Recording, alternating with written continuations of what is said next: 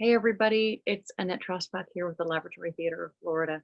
It's my pleasure to welcome you to our socially distant and virtual reading of William Shakespeare's A Midsummer Night's Dream, presented by our summer campers as well as a cast from around the world. Thank you so much to all of these fine actors that joined us from all of these different countries and at ungodly hours, as well as to our campers and our campers' families for making this happen.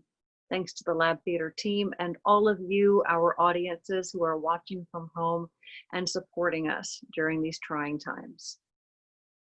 Also, do us a favor and stay in touch.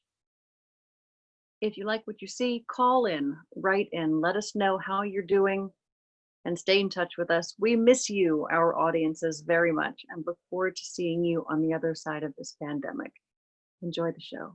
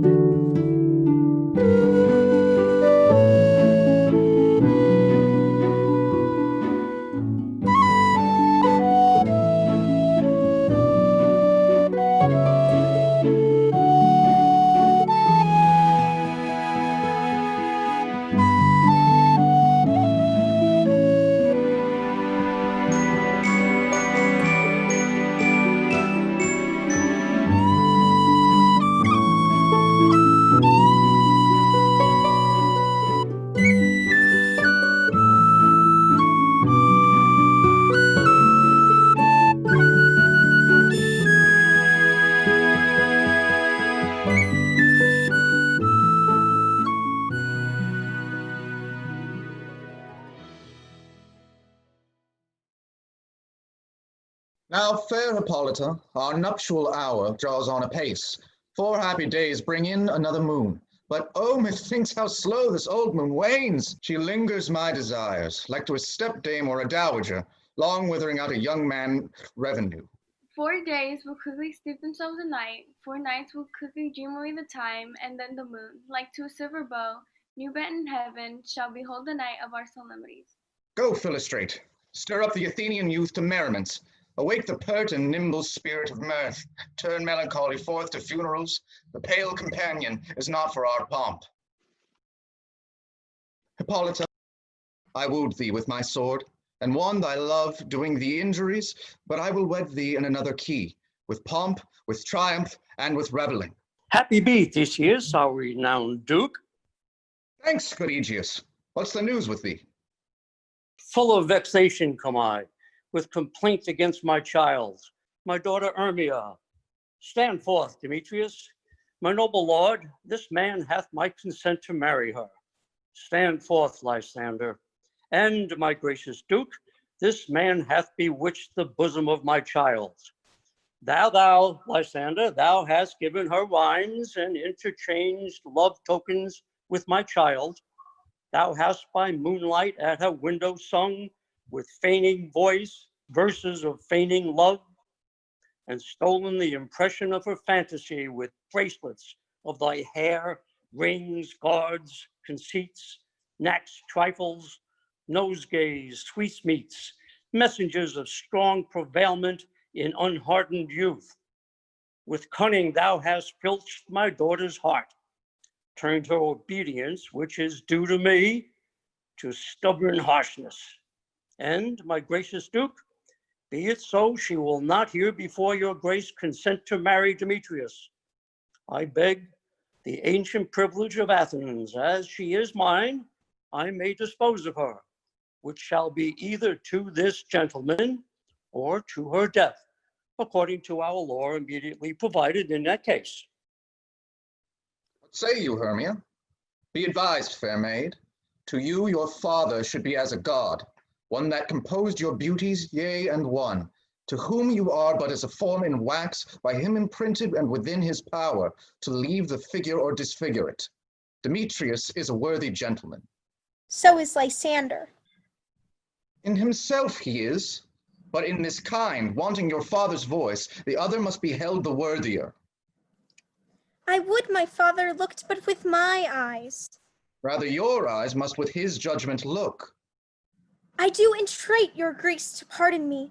I know not by what power I am made bold, nor how it may concern my modesty, in such a presence here to plead my thoughts. But I beseech your grace, that I may know the worst that may befall me in this case, if I refuse to wed Demetrius. Either to die the death or to abjure forever the society of men. Therefore, fair Hermia, question your desires. Know of your youth, examine well your blood, whether if you yield not to your father's choice, you can endure the livery of a nun, for I to be in shady cloister mewed, to live a barren sister all your life, chanting fate hymns to the cold fruitless moon. Thrice blessed they that master so their blood, to undergo such maiden pilgrimage. But earthlier happy is the rose distilled, than that which withering on the virgin thorn, grows, lives, and dies in single blessedness. So will I grow, so live, so die, my lord, ere I will give my virgin patent up unto his lordship, whose unwished yoked my soul consents not to give sovereignty. Take time to pause, and by the next new moon, thy sealing day betwixt my love and me, for everlasting bond of fellowship, upon that day, either prepare to die for disobedience to your father's will, or else to wed Demetrius as he would, or on Diana's altar to protest for thy austerity and single life. Relent, sweet Hermia, and Lysander yield thy crazed title to my certain right. You have her father's love, Demetrius. Let me have Hermia's. Do you marry him? Scornful Lysander, true, he hath my love, and what is mine, my love shall render him. And she is mine, and all my right of her. I do estate her unto Demetrius. I am, my lord, as well derived as he, as well possessed. My love is more than his. My fortunes every way is fairly ranked, if not with vantage, as Demetrius. And, which is more than all these boasts can be, I am beloved the beauteous Hermia. Why should I not then prosecute my right? Demetrius, I'll vouch it to his head, may love to Neto's daughter Helena and won her soul. And she, sweet lady dotes, devoutly dotes in idolatry upon his spotted and inconstant man. I must confess that I have heard so much, and with Demetrius thought to have spoke thereof, but being overfull of self-affairs, my mind did lose it. But Demetrius, come, and come, Aegeus. You shall go with me. I have some private schooling for you both. For you, fair Hermia, look you arm yourself to fit your fancies to your father's will, or else the law of Athens yields you up, which by no means we may extenuate, to death or to a vow of single life. Come, my Hippolyta, what cheer, my love. Demetrius and Aegeus, go along. I must employ you in some business against our nuptial and confer with you of something nearly that concerns yourselves. With duty and desire, we follow you. How now, my love? Oh, why is your cheek so pale? How chance the rose that there do fade so fast?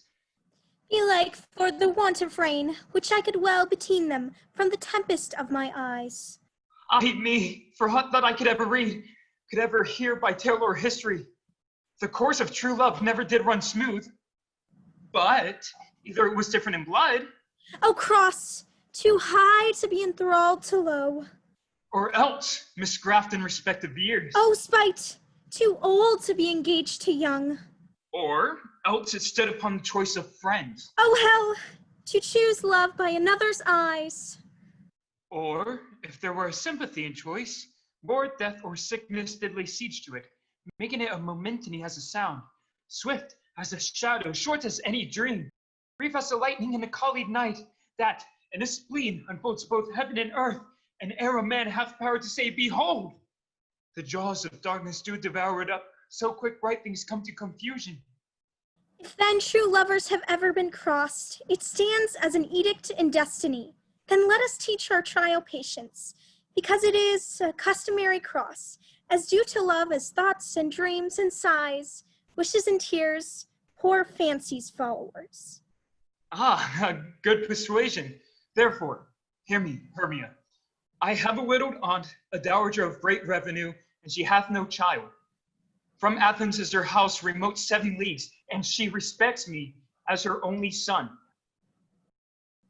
There, gentle Hermia, may I marry thee, and to that sharp place Athenian law cannot pursue us, if thou lovest me, then sail forth my father's house tomorrow night, and in the wood, a league without the town, where I did meet thee once with Helena, to do observance to a morn of May, there I will stay for thee.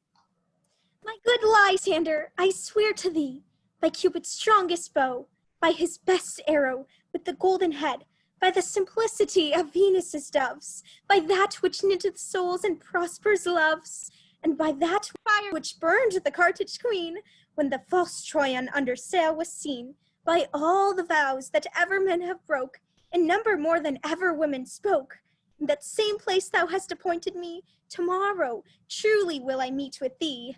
Keep promise, love. Look, here comes Helena. Godspeed, fair Helena, whither away? Call you me fair? That fair again unsay. Demetrius loves your fair. O happy fair, your eyes are lodestars, and your tongue sweet air more tunable than lark to shepherd's ear. When wheat is green, when hawthorn buds appear, sickness is catching. Oh, were favor so, yours would I catch, fair Hermia, ere I go. My ear should catch your voice, my eye your eye, my tongue should catch your tongue's sweet melody. Were the world mine, Demetrius being baited, the rest I'd give to be to you translated. Oh, teach me how you look, and with what art you sway the motion of Demetrius's heart. I frown upon him, yet he loves me still. Oh, that your frowns would teach my smiles such skill. I give him curses, yet he gives me love. Oh, that my prayers could such affection move. The more I hate, the more he follows me. The more I love, the more he hateth me. His folly, Helena, is no fault of mine. None but your beauty, would that fault were mine. Take comfort, he no more shall see my face. Lysander and myself will fly this place. Before the time I did Lysander see, seemed Athens as a paradise to me. Oh then, what graces in my love do dwell, that he hath turned a heaven onto a hell. Helen, to you our minds we will unfold. Tomorrow night, when Phoebe doth behold her silver visage in the watery glass, decking with liquid pearl in the bladed grass, a time that lovers' flights doth still conceal, through Athens' gates we have devised to steal. And in the wood, where often you and I, upon faint primrose beds, were wont to lie, emptying our bosoms of their counsel sweet, there my Lysander and myself shall meet, and thence from Athens turn away our eyes, to seek new friends and stranger companies. Farewell, sweet playfellow, pray thou for us, and good luck grant thee, Demetrius. Keep word, Lysander, we must starve our sight from lovers' food till morrow deep midnight. I will, my Hermia. Helena, adieu. Ah, as you on him, Demetrius dote on you. How happy some or other some can be. Through Athens I am thought of as fair as she. But what of that? Demetrius thinks not so. He will not know what all but he do know. And as he errs, doting on Hermia's eyes, so I, admiring of his qualities, things base and vile, bolding no quantity, love can transpose to form and dignity. Love looks not with the eyes, but with the mind, and therefore is winged Cupid painted blind. Nor hath love's mind of any judgment taste, wings in no eyes figure unheedy haste, and therefore is love said to be a child, because in choice he so oft beguiled, as waggish boys in game themselves forswear. So the boy love is perjured everywhere. For ere Demetrius looked on Hermia's eyne, he held down oaths that he was only mine, and when this hail some heat from Hermia felt, so he dissolved, and showers of oath did melt. I will go tell him of fair Hermia's flight. Then to the wood will he tomorrow night pursue her. And for this intelligence, if I have thanks, it is a dear expense. But herein mean I to enrich my pain, to have his sight thither and back again. Is all our company here then? You were best to call them generally, man by man, according to the scrib. Well, here is a scroll of every man's name which is thought fit through all Athens to play in our interlude before the Duke and the Duchess on his wedding day at night. First, Peter Quince, Say what the play treats, then read the names of the actors, and so grow to a point. Mary, our play is The Most Lamentable Comedy and Most Cruel Death of Pyramus and Thisbe. A very good piece of work, I assure you. And Mary, now, good Peter Quince, call forth your actors by the scroll. Masters, get yourselves. Well, answer as I call you. Nick Bottom the Weaver. Ready. Name what part I am for, and proceed. You, Nick Bottom, are set down for Pyramus. Pyramus? What is Pyramus? A lover or a tyrant? He's a lover that kills himself most gallant for love. Well, ask some tears in the true performing of it. If I do it, let the audience look to their eyes. I will move stones. I will condole in some measure. Yet to the rest, yet my chief humour is for a tyrant. I could play Hercules, Burley, or a part to Terracotta that would make all split. The raging rocks and shivering stalks break the locks of prison gates, and Phyllis Carr shall shine from far, make and bar. Holy spades! This was lofty. Now name the rest of the players. This is Hercules' vein, Tyrant's vein. A lover is more condoling. Francis Float, the bellows mender. Here, Peter Quince. Float, you must take Thisbe on you. What is Thisbe? A wandering knight? Oh, it's the lady that Pyramus must love. Nay, faith, let me not play a woman. I have a beard coming. That's all one. You shall play it in a mask, and you may speak as small as you will. They hide my face. Oh, let me play Thisbe too. Yes, I will speak in a monstrous little voice. Thisbe, oh, Pyramus. Pyramus, lover dear, thy Thisbe dear, and lady dear. No, you must play Pyramus. And Float, you, Thisbe. Well, proceed. Robin Stavlin, the tailor. Here, Peter Quince. Robin Stavlin, you must play Thisbe's mother. Tom Snout, the tinker. Here, Peter Quince. You, Pyramus' father. Myself, Thisbe's father. Snug the joiner. You, the lion's part. And I hope here is the play fitted. Have you the lion's part written? Pray you, if it be, give it me, for I am slow of study. Right. No, you may do it extempore, for it's nothing but roaring.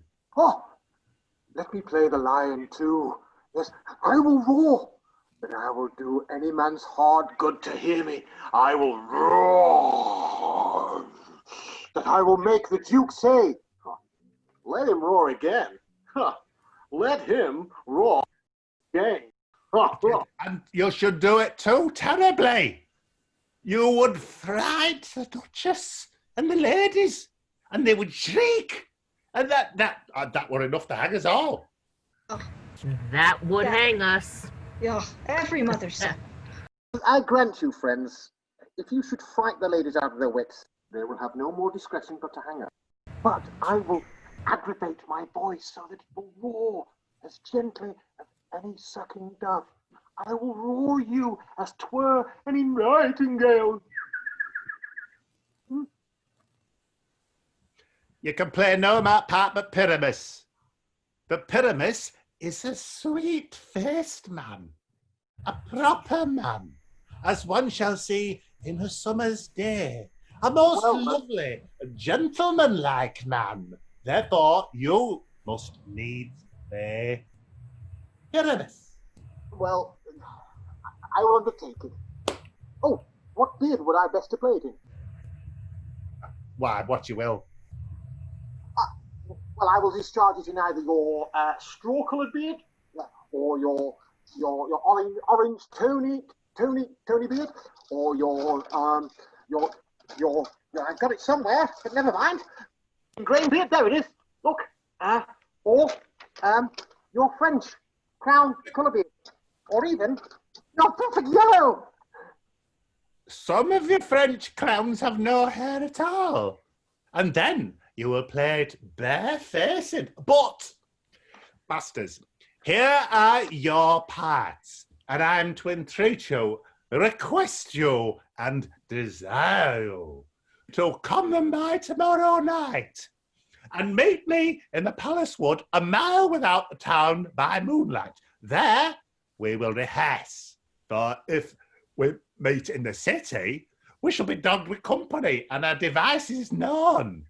In the meantime, I will draw a bill of properties, such as our play wants. I pray you, fail me not. We will meet, and there we may rehearse most obscenely and courageously. Take pains, be perfect. At the Duke's Hawk we meet. Enough, hold or cut boasting. How now, spirit?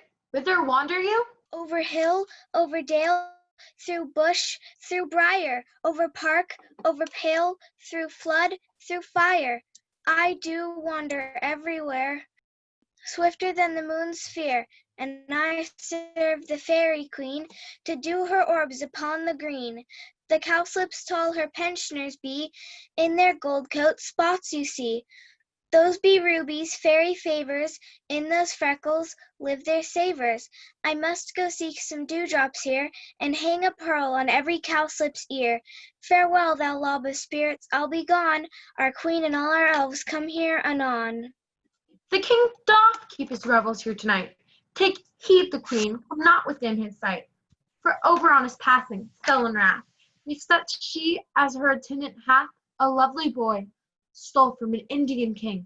She never had so sweet a changeling, and jealous Oberon would have the child knight of his train, to trace the forest wild, but she perforce withhold the loved boy, crowns him with flowers and makes him all her joy.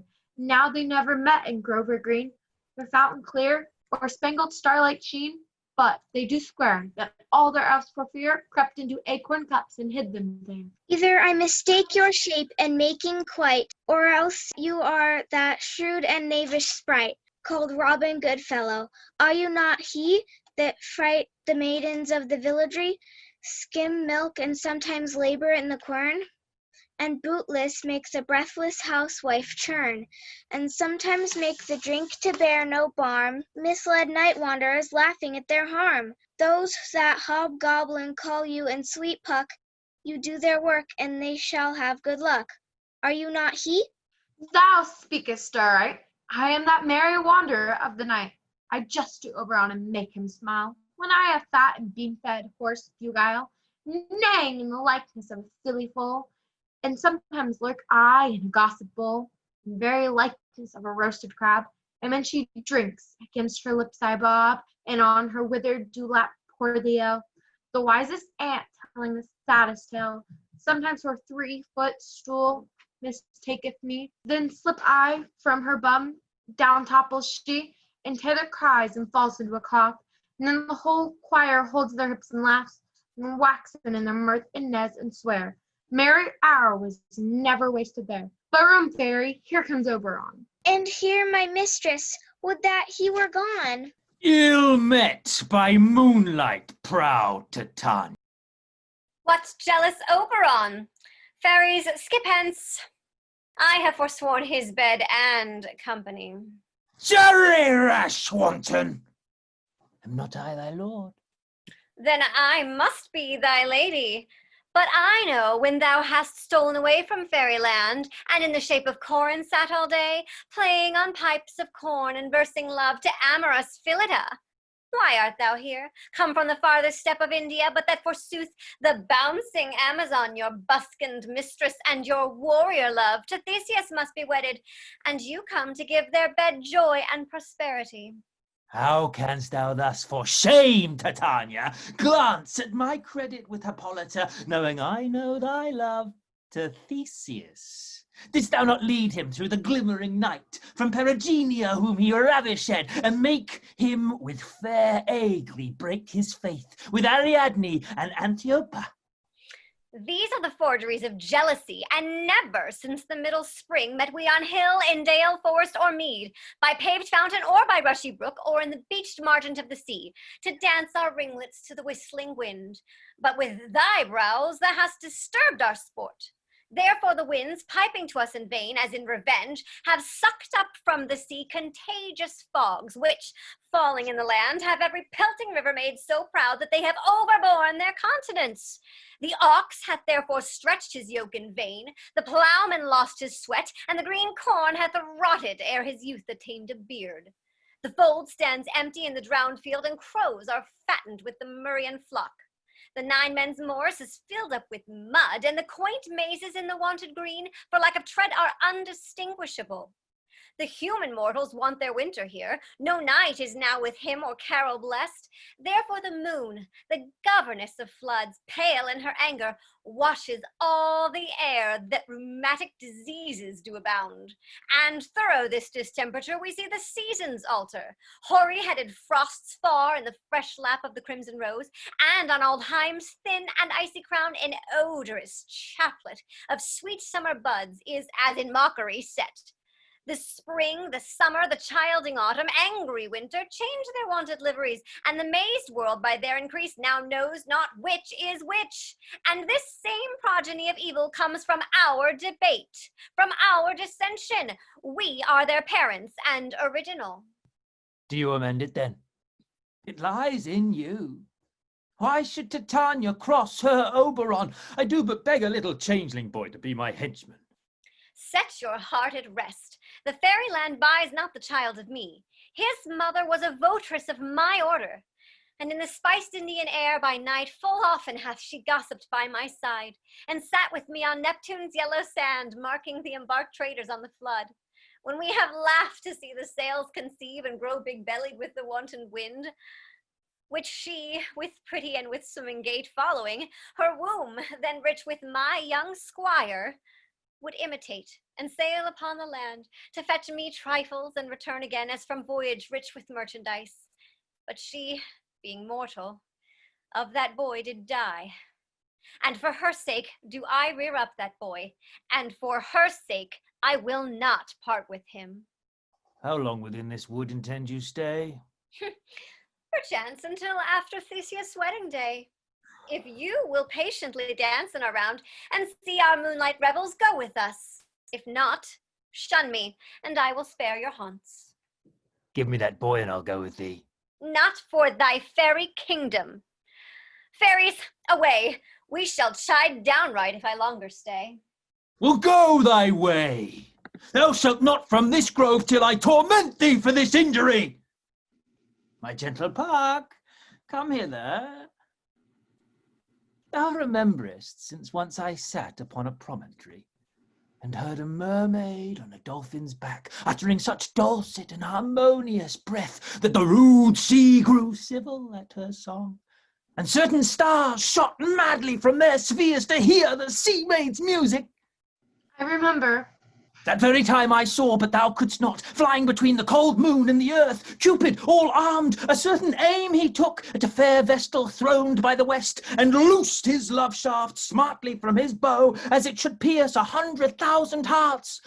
But I might see young Cupid's fiery shaft quenched in the chaste beams of the watery moon, and the imperial votress passed on in maiden meditation, fancy free.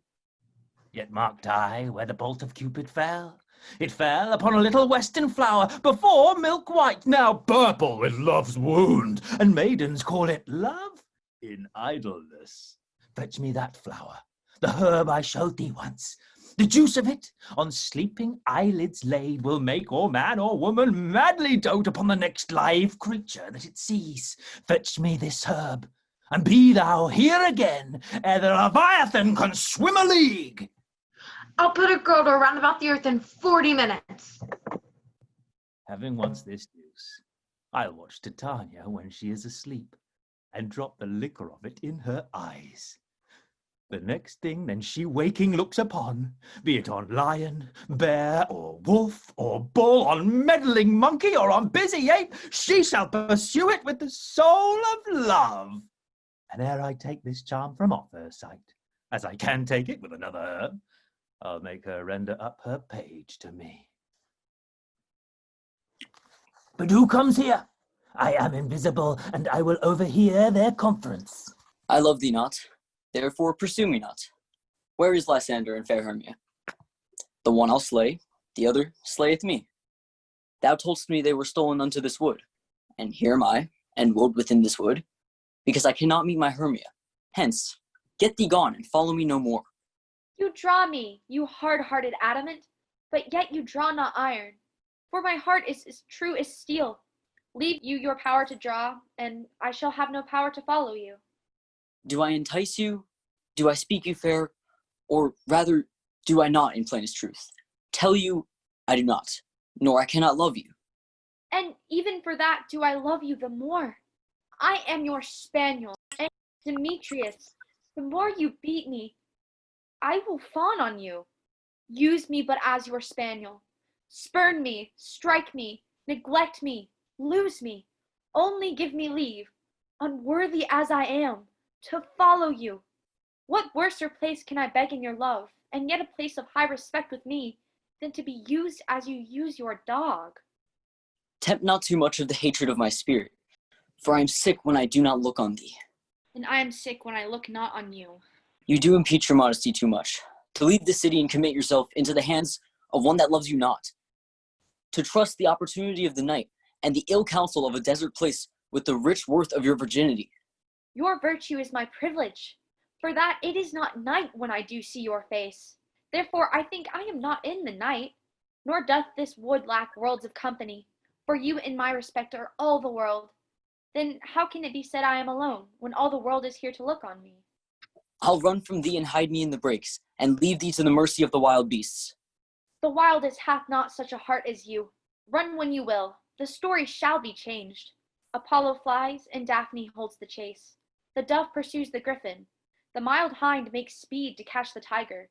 Bootless speed, when cowardice pursues and valor flies. I will not stay thy questions. Let me go. Or if thou follow me, do not believe. But I shall do thee mischief in the wood. Aye, in the temple, in the town, the field, you do me mischief. Fie, Demetrius. Your wrongs do set a scandal on my sex. We cannot fight for love, as men may do. We should be wooed, and we're not made to woo.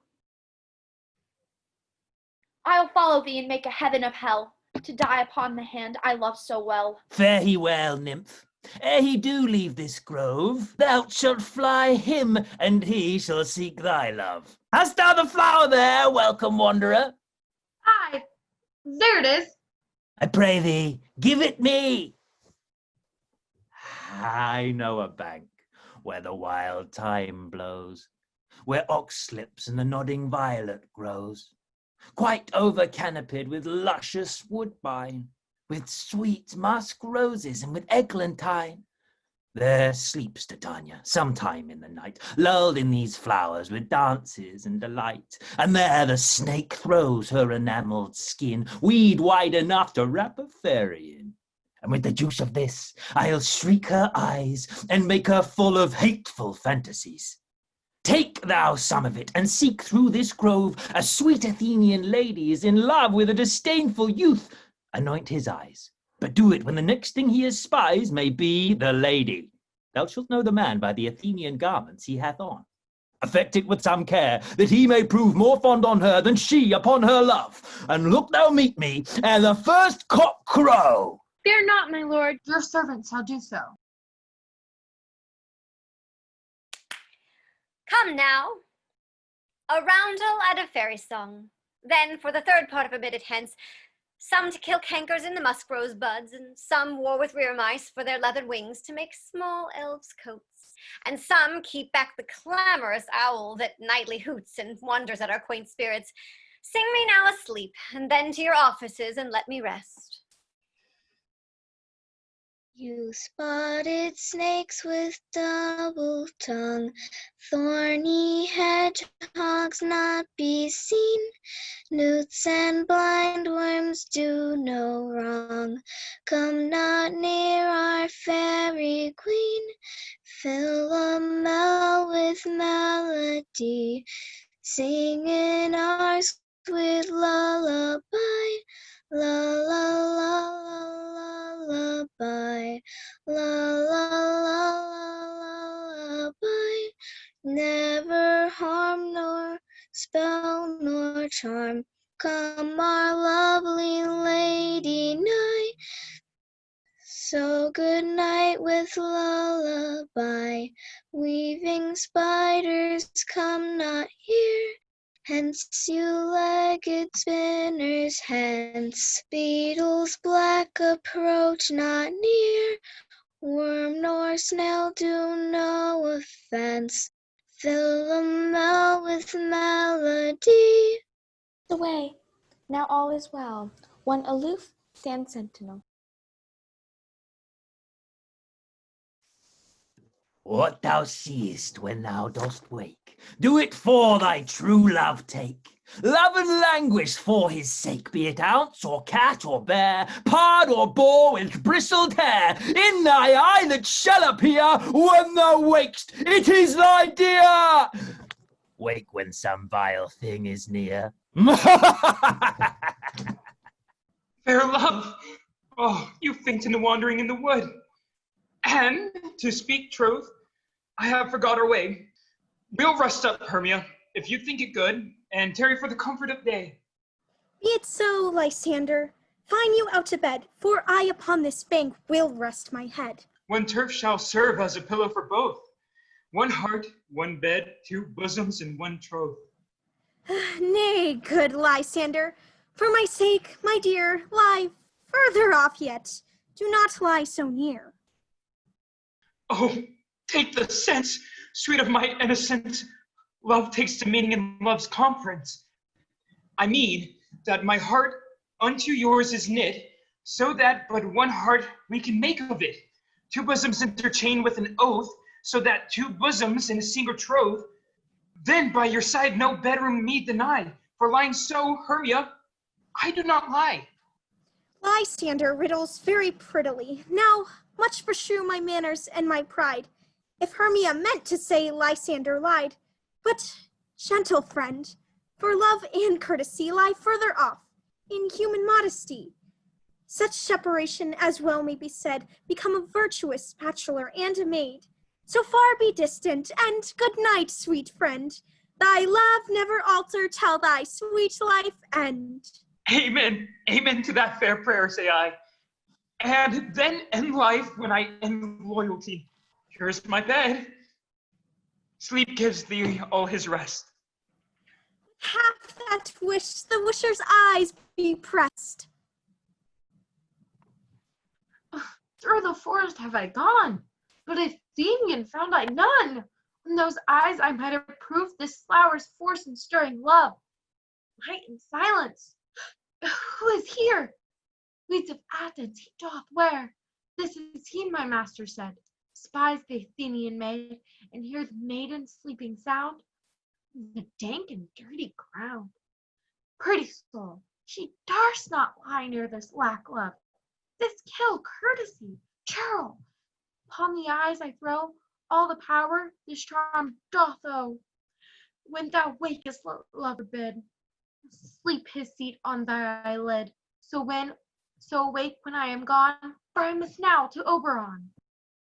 Stay, though thou kill me, sweet Demetrius. I charge thee, hence, and do not haunt me thus. Oh, wilt thou darkling leave me? Do not so. Stay, on thy peril, I alone will go. Oh, I am out of breath on this fond chase. The more my prayer, the lesser is my grace. Happy is Hermia, wheresoe'er she lies, for she hath blessed and attractive eyes. How came her eyes so bright? Not with salt tears. If so, my eyes are oftener washed than hers. No, no, I am as ugly as a bear, for beasts that meet me run away for fear. Therefore no marvel through Demetrius. Do as a monster fly my presence thus? What wicked and dissembling glass of mine made me compare with Hermia's fiery eyne? But who is here? Lysander, on the ground, dead or asleep? I see no blood, no wound. Lysander, you live, good sir, awake. And run through fire I will for thy sweet cake. Transparent Helena, nature shows art, that through thy bosom makes me see thy heart. Where is Demetrius? Oh, how fit a word is that vile name to perish on my sword. Do not say so, Lysander. Say not so, what though he loves your Hermia? Lord, what though? Yet Hermia still loves you, then be content. Content with Hermia? No, I do repent the tedious minutes I have spent, not Hermia but Helena I love. Who will not change a raven for a dove? The will of a man is by reason swayed, and the reason says that you are worthier made. Things growing up are not ripe until their season, so I, being young, till now ripe not to reason, and touching now the point of human skill, reason becomes a marshal to my will, and leads me to your eyes, where I overlook love stories written in love's richest book. Wherefore was I to this keen mockery born? When at your hands did I deserve this scorn? It's not enough, young man, that I did never, no, nor never can, deserve a sweet look from Demetrius's eye. But you must flout my insufficiency? Good troth, you do me wrong. Good sooth, you do, in such disdainful manner me to woo. But fare you well, perforce I must confess. I thought you, Lord, of more true gentleness. Oh, that a lady, of one man refused, should of another therefore be abused. She sees not Hermia. Hermia, sleep thou there, and never mayst thou come Lysander near. For as a surfeit of the sweetest things, the deepest loathing to the stomach brings, whereas thy heresies that men do leave are hatest most of those they did deceive. So thou, my serpent and my heresy, of all be hated, and most of me, and all my powers address you love and might, to honor Helen and to be her knight. Help me, Lysander. Do thy best to pluck this crawling serpent from my breast. Ay me, for pity, what a dream was here. Lysander, look how I do quake with fear. Methought a serpent eat my heart away, and you sat smiling at his cruel prey. Lysander! What? Removed? Lysander? Lord! What? Out of hearing? Gone? No sound? No word? Alack! Where are you? Speak, and if you hear, speak of all loves. I swoon almost with fear. No.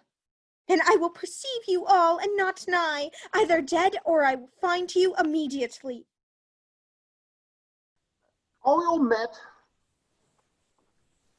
Pat, and here is a marvellous convenient place for our rehearsal. This green plot shall be our stage, this hawthorn brake our tiring house, and we will do it in action, as we will do it before the Duke. Peter Quince. What sayest thou, Bully Bottom? There are things in this comedy of Pyramus and Thisbe that will never please. First, Pyramus must draw a sword to kill himself, which the ladies cannot abide. How answer you that? By lacking a parlosphere. I believe we must leave the killings out when all is done. No, not a whit. I have a device to make all well. Write me a prologue, and let the prologue seem to say, we will do no harm with our swords, and that Pyramus is not killed indeed. And for the more better assurance, I tell them that I, Pyramus, am not Pyramus, but Bottom, the weaver, and this will put them out of fear. We will have such a prologue, and it shall be written in 8 and 6. No. 2 more. Let it be written in 8 and 8. Will not the ladies be afeard of the lion? I fear it, I promise you. Masters, look, you ought to consider with yourselves to bring in... Godshielders, a lion amongst ladies is a most dreadful thing, for there is no more wildfowl than your lion living, and we ought to look to it. Well, therefore, another prologue must tell he is not a lion. Nay, you must name his name, and half of his face must be seen through the lion's neck, and he himself must speak through it, saying thus, ladies, or fair ladies, I would wish you not, or I would request you, or I would entreat you not to fear, not to tremble. My life for yours, if you think I come here as a lion, it were pity on my life. No, I am no such a thing. I am a man, as other men are, and there indeed let him name his name, and tell them plainly that he is Snag the Joiner. Well, it shall be so. But there is two hard things. That is, to bring the moonlight into the chamber. For, you know, Pyramus and Thisbe meet by moonlight. Doth the moon shine that night we play our play? What? A calendar. A calendar. Look in the almanac. Find out moonshine. Come on, find out moonshine. Yes, it does shine that night. Well, then you may leave a casement of the great chamber window where we play open, and the moon may shine in at the casement. Aye, or else one must come in with a bush of thorns and a lanthorn and say he comes to disfigure or to present the person of moonshine. Then there's another thing. We must have a wall in the great chamber for Pyramus and Thisbe. It says the story did talk through the chink of a wall. You can never bring in a wall. What say you, Bottom? Some man or other must present a wall. Yes, and let him have or some loam or some rough cast about him to signify a wall, and let him hold his fingers thus. Yes. And through that cranny shall Pyramus and Thisbe whisper.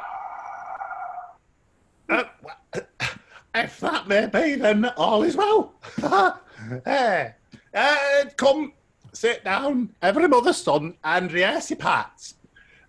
Pyramus, you begin.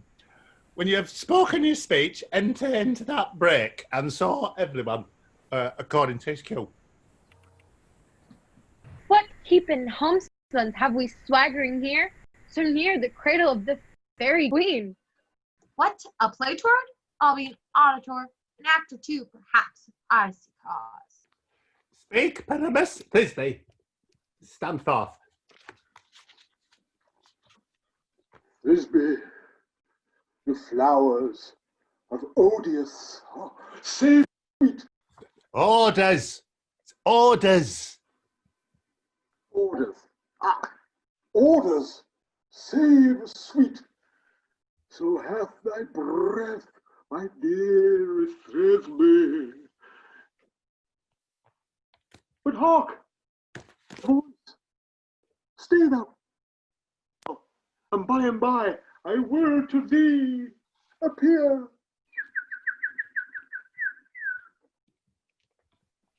A stranger Pyramus than e'er played here. Must I speak now? Aye, marry, must you? For you must understand, it goes but to see a noise that is heard, and is to come again. Most radiant Pyramus, most lily white of hue, of colour like the red rose on temperate briar, most brisky juvenile, yet most lovely Jew, as true as horse that yet would never tire. I'll meet thee, Pyramus, at Ninny's tomb. Ninny's tomb, man. Right, But you must not speak that yet. That you answer to Pyramus. You speak all your parts at once. Cues and all. Pyramus, enter. Your cue is past. It's never tire. As true as horse that would never tire. Oh, if I were fast as big, I were only. Oh, monstrous! Oh, strange! Oh, we're haunted! Pray, masters, fly, masters, help! I'll follow you. I'll lead you about around, through bog, through bush, through brake, through briar. Sometimes a horse I'll be, sometimes a hound, oh, sometimes a hog, a headless bear, sometimes fire, and neigh and bark and grunt and roar and burn like horse, hound, hog, bear, fire, every turn. Why did they run away? Oh, this knavery of them to make me afeard. Oh, Bottom, thou art changed. What do I see on thee? What do you see? You see an asset of your own, do you?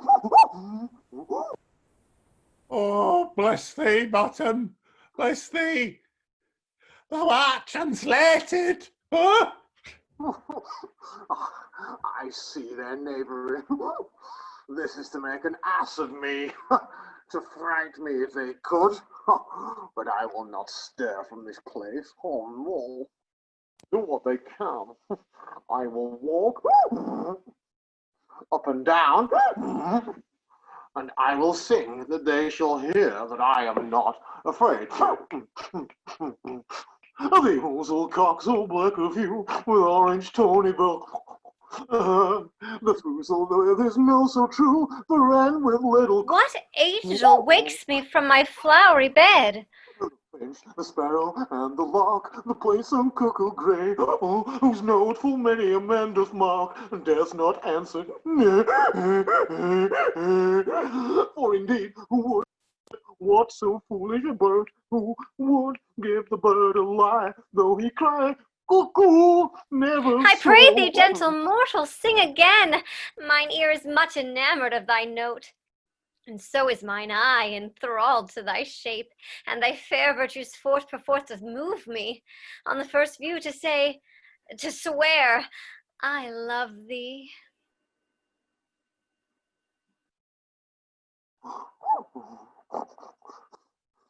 Mistress, methinks you should have little reason for that, and yet to say the truth, reason and love keep little together nowadays. The more the pity that some honest neighbors will not make friends. Nay, I can gleek upon occasion. Thou art as wise as thou art beautiful. Oh, not so neither, but I have wit enough to get out of this wood.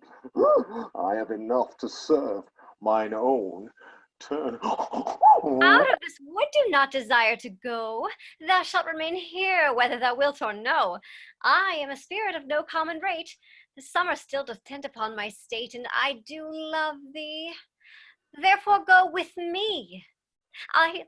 I'll give thee fairies to attend on thee, and they shall fetch thee jewels from the deep, and sing while thou on pressed flowers dost sleep.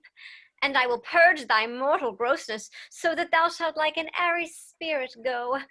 Peas blossom, cobweb, moth and mustard seed. Ready. And I. And I. And I. Where shall we go?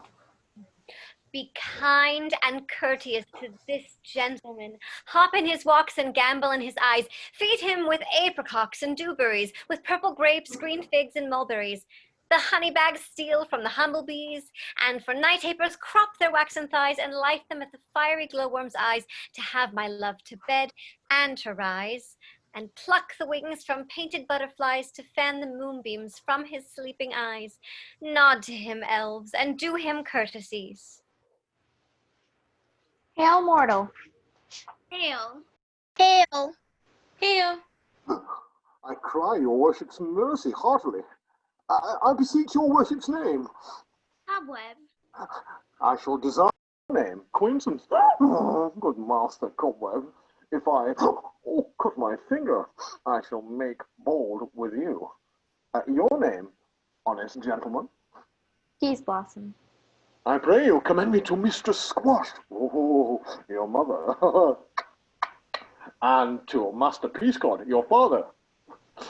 Good Master Peasblossom, I shall desire you of more acquaintance too. Oh, your name, I beseech you, sir. Mustard Seed. Good Master Mustard Seed, I know your patience well. That same cowardly, giant-like Ossex beast hath devoured gentlemen of your house. I promise you, your kindred has made my eyes water. Now, I desire more acquaintance. Good Master Mustard Seed. Come, wait upon him, lead him to my bower. The moon, methinks, looks with a watery eye, and when she weeps, weeps every little flower, lamenting some enforced chastity. Tie up my love's tongue, bring him silently.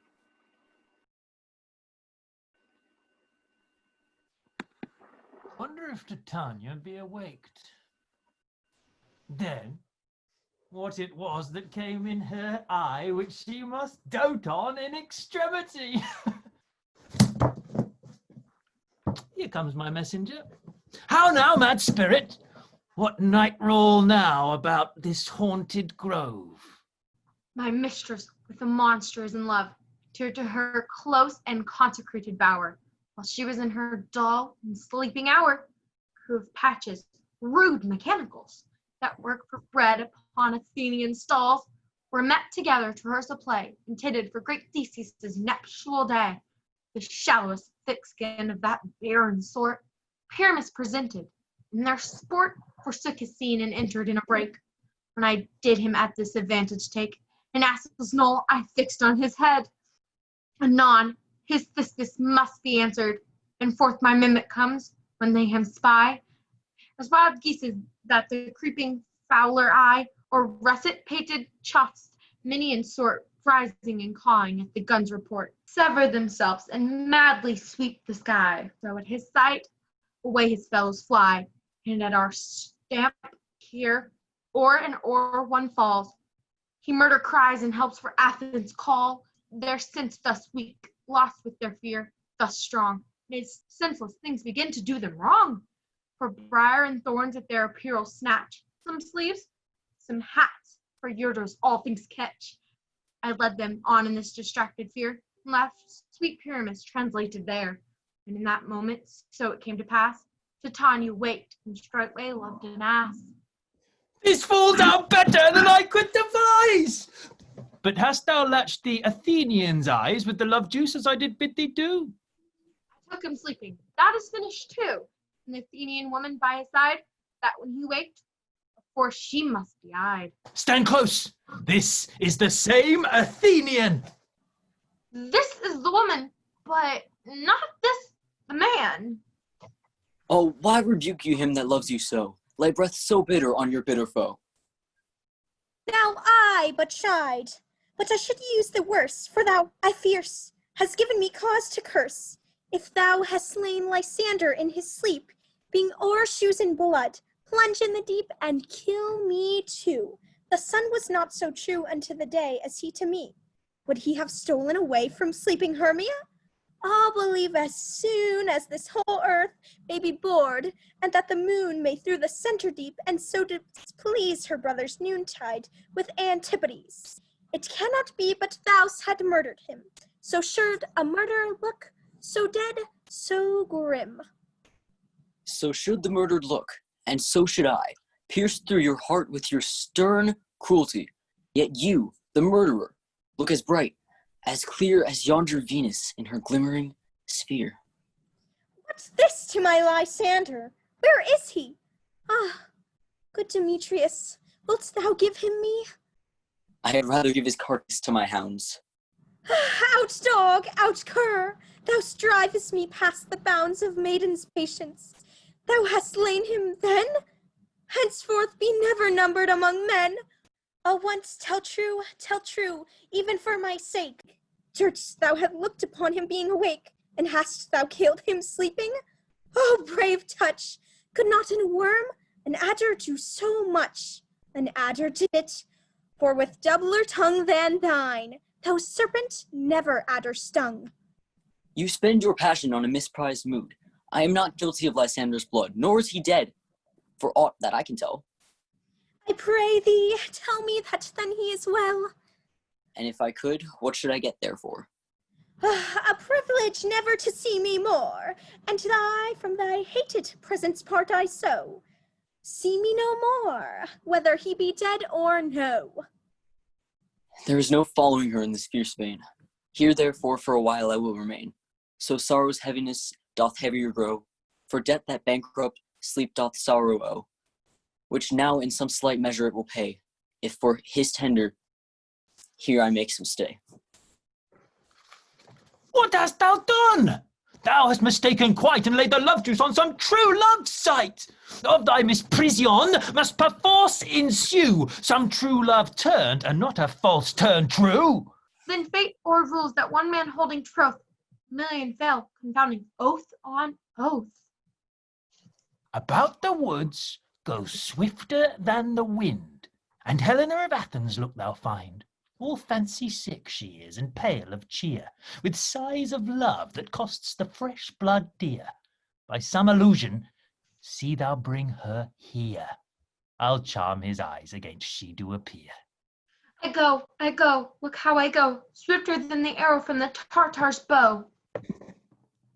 Flower of this purple dye, hit with Cupid's archery, sinking apple of his eye, when his love he doth espy, let her shine as gloriously as the Venus of the sky. When thou wakest, if she be by, beg of her for remedy. Captain of our fairy band, Helena is here at hand, and the youth mistook by me, pleading for a lover's fee. Shall we their fawn pageant see? Lord, what full these morals be! Stand aside. The noise they make will cause Demetrius to awake. Then we'll two at once woo one. This must needs be sport alone, and those things do best please me, that befall preposterously. Why should you think that I should woo and scorn? Scorn and derision never come in tears. Look, when I vow, I weep, and thou so born, in the nativity all truth appears. How can these things in me seem to scorn you? Bearing the badge of faith, I too prove them true. You do advance your cunning more and more. When truth kills truth, oh devilish holy fray, these vows are Hermia's. Will you give her or weigh oath with oath, and you will nothing weigh?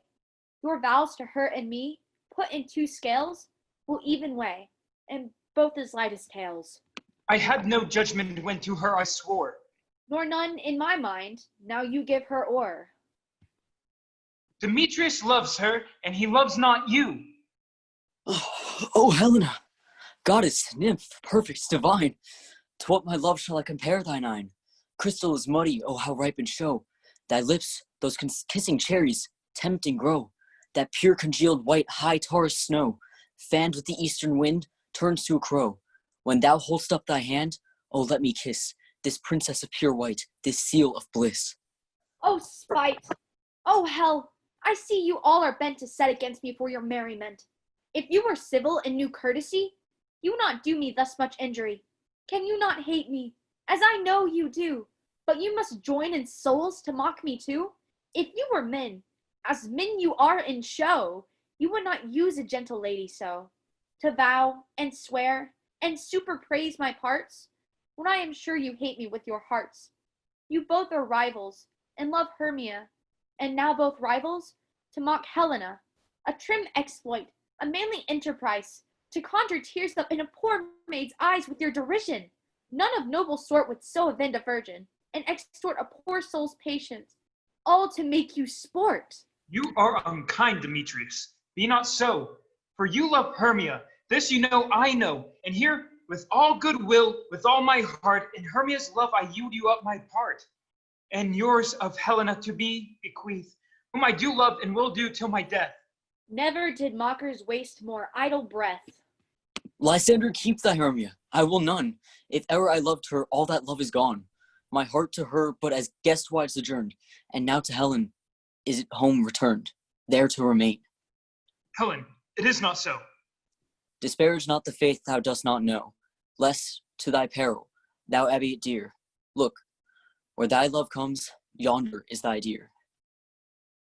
Dark night, that from thy eye his function takes, the ear more quick of apprehension makes, wherein it doth impair the seeing sense, it pays the hearing double recompense. Thou art not by mine eye, Lysander, found, mine ear, I thank it, brought me to thy sound, but why unkindly didst thou leave me so? Why should he stay? Whom love doth press to go? What love could press Lysander from my side? Lysander's love, thou would not let him bide. Fair Helena, who more England's denied than all you fiery oars and eyes of light, why seekest thou me? Could not make thee know the hate I bear thee made me leave thee so. You speak not as you think, it cannot be. Lo, she is one of this confederacy. Now I perceive they've conjoined all three to fashion this false sport, in spite of me. Injurious Hermia, most ungrateful maid, have you conspired? Have you with these contrived to bait me with this foul derision? Is all the counsel that we two have shared, the sisters' vows, the hours that we have spent, when we have chid the hasty-footed time for parting us? Oh, is it all forgot? All school days' friendship, childhood innocence?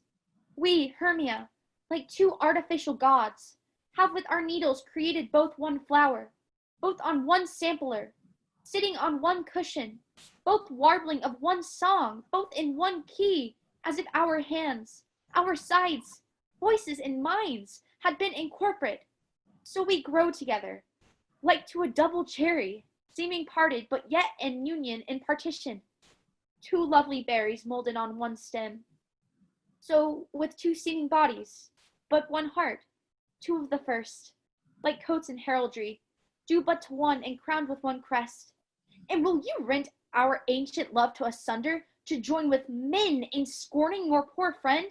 It is not friendly, 'tis not maidenly. Our sex, as well as I, may chide you for it, though I alone do feel the injury. I am amazed at your passionate words. I scorn you not. It seems that you scorn me. Have you not set Lysander, as in scorn, to follow me and praise my eyes and face, and made your other love, Demetrius, who even but now did spurn me with his foot, to call me goddess, nymph, divine and rare, precious, celestial? Wherefore speaks he this to her he hates?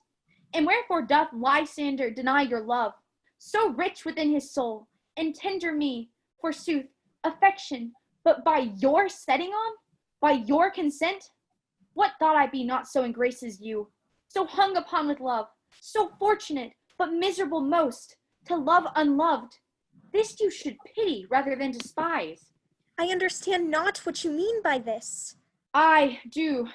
Persevere, counterfeit sad looks, make mouths upon me when I turn my back, wink each at other, hold this sweet jest up. This sport, well carried, shall be chronicled. If you have any pity, grace, or manners, you would not make me such an argument. But fare ye well. 'Tis partly my own fault, which death or absence soon shall remedy. Stay gentle, Helena. Hear my excuse. My love, my life, my soul. Fair Helena. Oh, excellent. Sweet, do not scorn her so. If she cannot entreat, I can compel. Thou canst compel no more than she entreat. Thy threats have no more strength than her weak prayers. Helen, I love thee. By my life I do. I swear by that which I will lose for thee, to prove him false that love I thee not. I say I love thee more than he can do.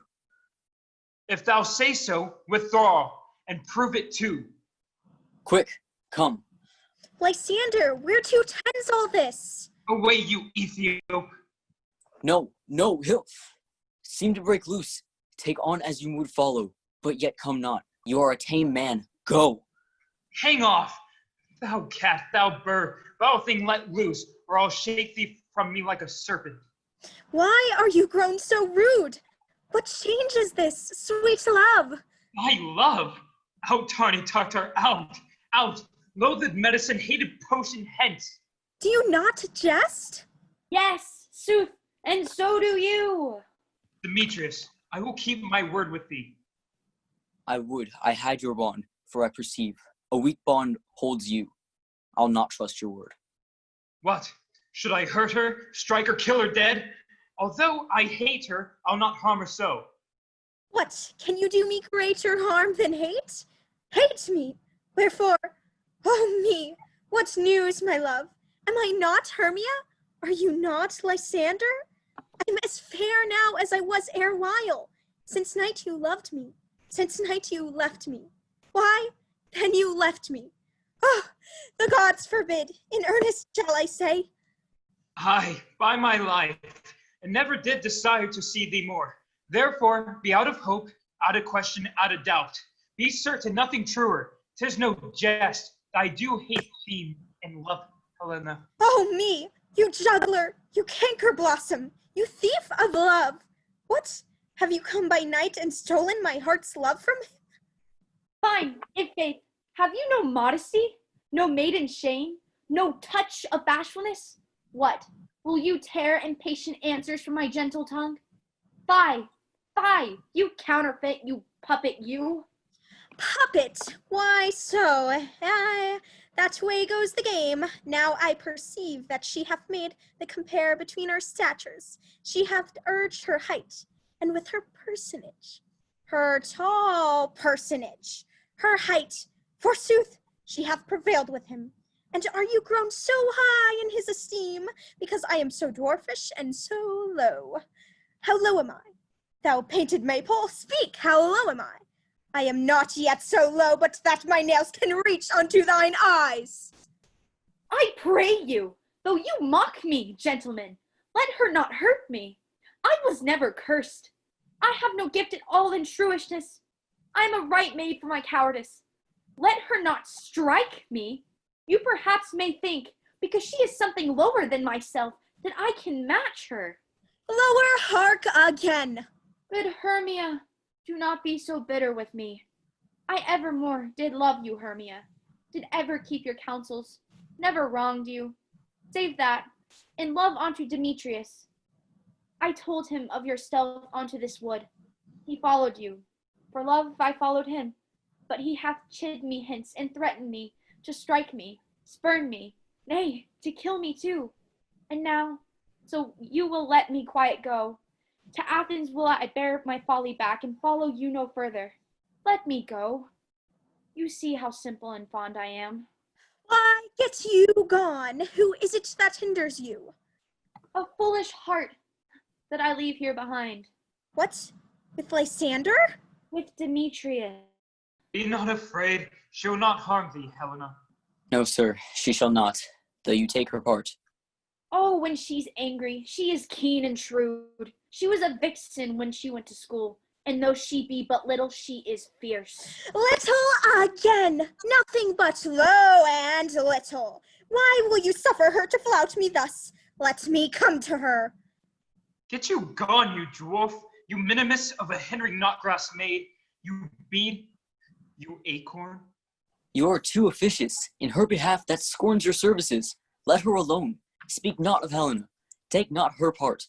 For if thou dost intend never so little show of love to her, thou shalt abby it. Now she holds me not. Now follow, if you darest, to try whose right of thine or mine is most in Helena. Follow, nay, I'll go with thee, cheek by jowl. You, mistress, all this coil is long of you. Nay, go not back. I will not trust you, nor longer stay in your cursed company. Your hands than mine are quicker for fray. My legs are longer, though, to run away.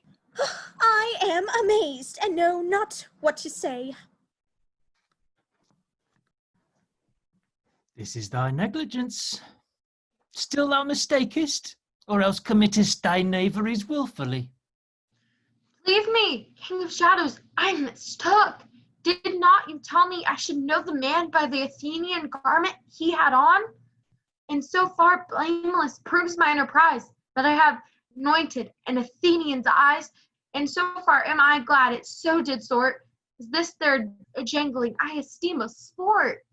Thou seest these lovers seek a place to fight. Hie, therefore, Robin, overcast the night, the starry welkin, cover thou anon with drooping fog as black as Acheron, and lead these testy rivals so astray as one come not within another's way.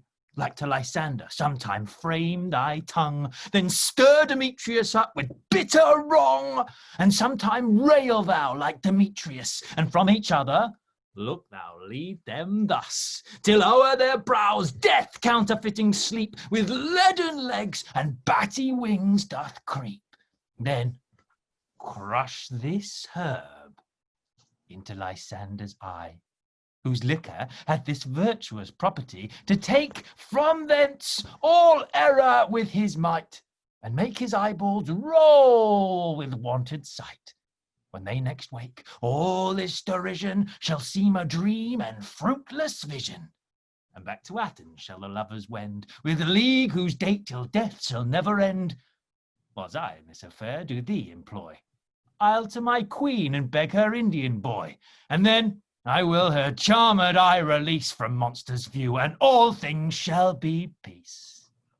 My fair lord, this must be done with haste, for night's swift dragons cut the clouds full fast, and yonder shines Aurora's harbinger, at whose approach ghosts, wandering here and there, troop home to churchyards, damned spirits all, that in crossways and floods have burial, hardy to their wormy beds are gone.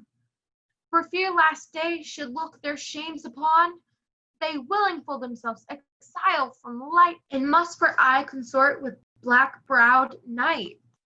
But we are spirits of another sort. I with the morning's love have oft made sport, and, like a forester, the groves may tread, even till the eastern gate, all fiery red, opening on Neptune with fair blessed beams, turns into yellow gold his salt green streams. But, notwithstanding haste, make no delay, we may effect this business yet ere day. Up and down, I will lead them up and down. I am feared in field and town. Goblin, lead them up and down. Here comes one. Where art thou, proud Demetrius? Speak thou now. Here, villain, drawn and ready. Where art thou? I'll be with thee straight. Follow me then to plainer ground. Lysander, speak again. Thou runaway, thou coward, art thou fled? Speak, in some bush, where dost thou hide thy head? Thou coward, art thou bragging to the stars, telling the bushes that thou lookest for wars, and wilt not come? Come, recreant, come thou child, I'll whip thee with a rod. He is defiled, that draws a sword on thee. Yea, art thou there? Follow my voice, we'll try no manhood here. He goes before me and still dares me on. When I come where he calls, then he is gone. The villain is much lighter heeled than I followed fast, but faster did he fly. That fall in my in a dark, uneven way, and here will rest me. Come, thou gentle day, for but once thou show me thy great light, and I'll find Demetrius and revenge this spite. Ho, ho, ho, coward, why comest thou not? Abide me, if thou darest, for well I wot. Thou runn'st before me, shifting every place, and darest not stand, nor look me in the face. Where art thou now? Come hither, I am here. Nay, then thou mock'st me. Thou shalt buy this dear, if ever I thy face by daylight see. Now, go thy way. Faintness constraineth me, to measure out my length on this cold bed. By day's approach, look to be visited.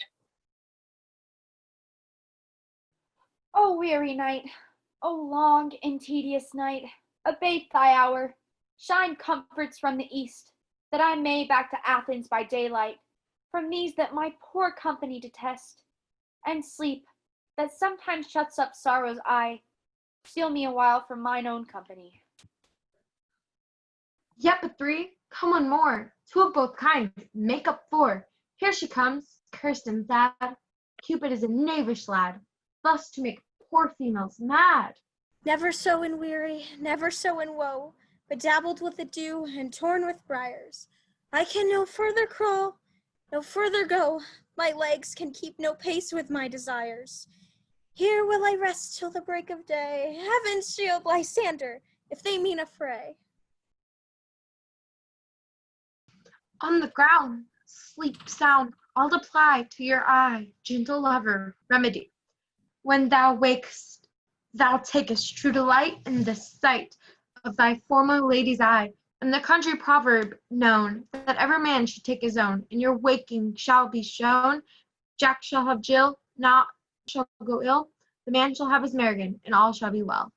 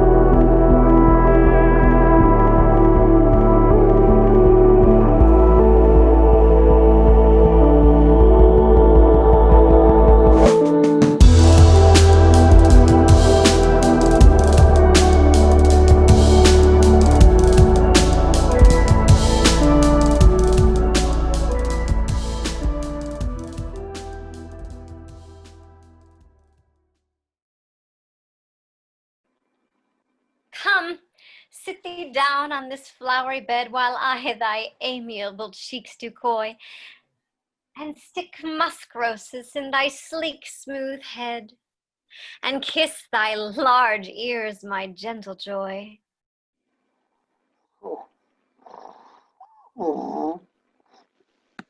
Where is Peas Blossom? Ready. Scratch my head, Peas Blossom. Where's moss, shoe, or cobweb? Ready. Shoe or cobweb? Good, monsieur.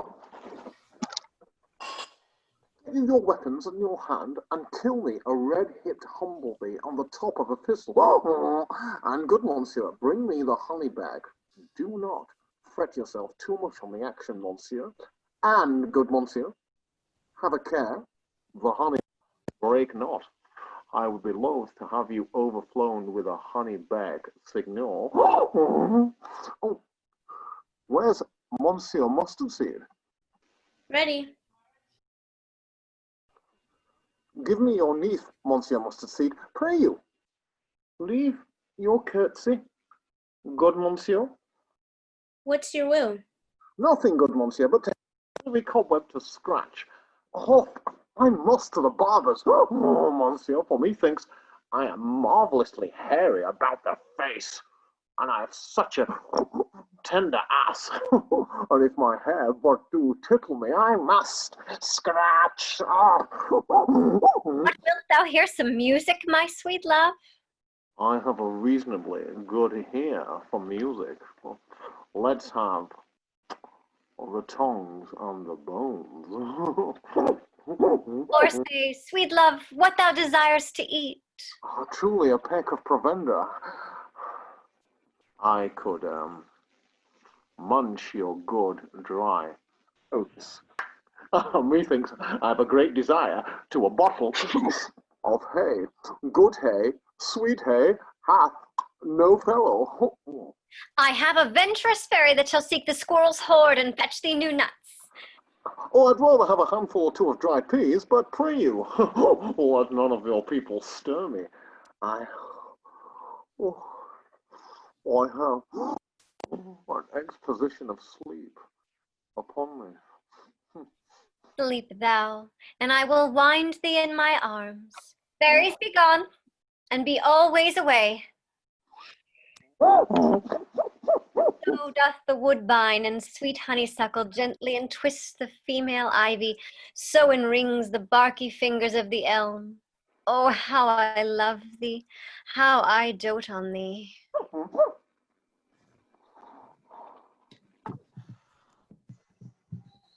Welcome, good Robin. Seest thou this sweet sight? Her dotage now I begin to pity. For meeting her of late behind the wood, seeking sweet favours from this hateful fowl, I did upbraid her and fall out with her. For she his hairy temples then had rounded with a coronet of fresh and fragrant flowers, and that same dew, which sometime on the bud was wont to swell like round and orient pearls, stood now within the pretty floret's eyes, like tears that did their own disgrace bewail. When I had, at my pleasure, taunted her, and she in mild terms begged my patience, I then did ask of her changeling child, which straight she gave me, and her fairy sent to bear him to my bower in fairyland. And now I have the boy! I will undo this hateful imperfection of her eyes, and, gentle Puck, take this transformed scalp from off the head of this Athenian swain, that he awaking when the other do, may all to Athens back again repair, and think no more of this night's accidents, but as the fierce vexation of a dream. But first, I will release the fairy queen. Be as thou wast wont to be, see as thou wast wont to see. Dian's bud o'er Cupid's flower hath such force and blessed power. Now, my Titania, wake you, my sweet queen. My Oberon, what visions I have seen! Methought I was enamored of an ass. There lies your love. How came these things to pass?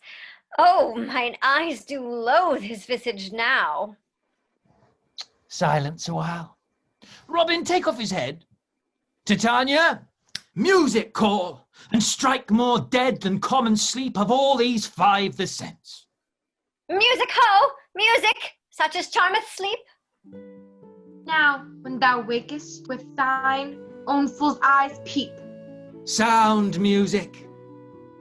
Come, my queen, take hands with me, and rock the ground whereon these sleepers be.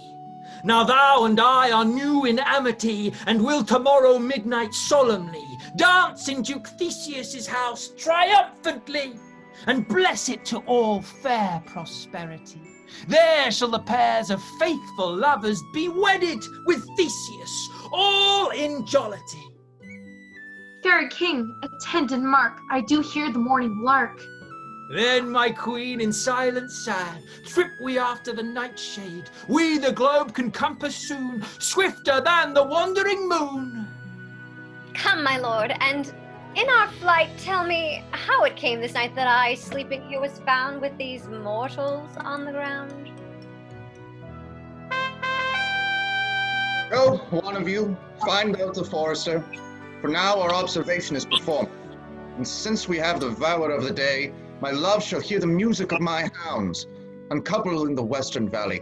Let them go. Dispatch, I say, and find the forester.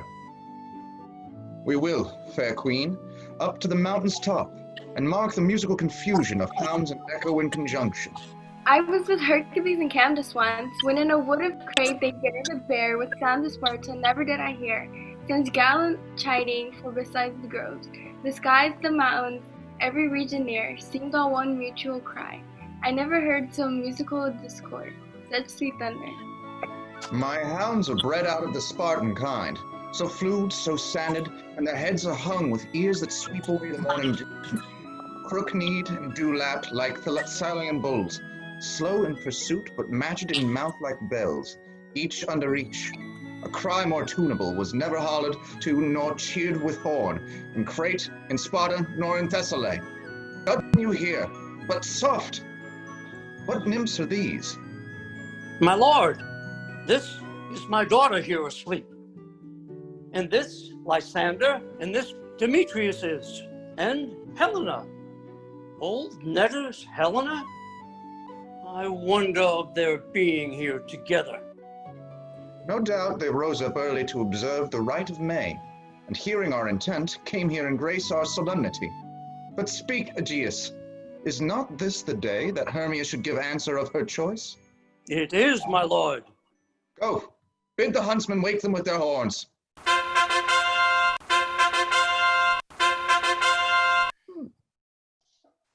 Good morrow, friends. St. Valentine is past. Begin these wood birds to but to couple now? Pardon, my lord. I pray you all, stand up. I know you two are rival enemies. How comes this gentle concord in the world, that's hatred is so far from jealousy, to sleep by hate and fear no enmity?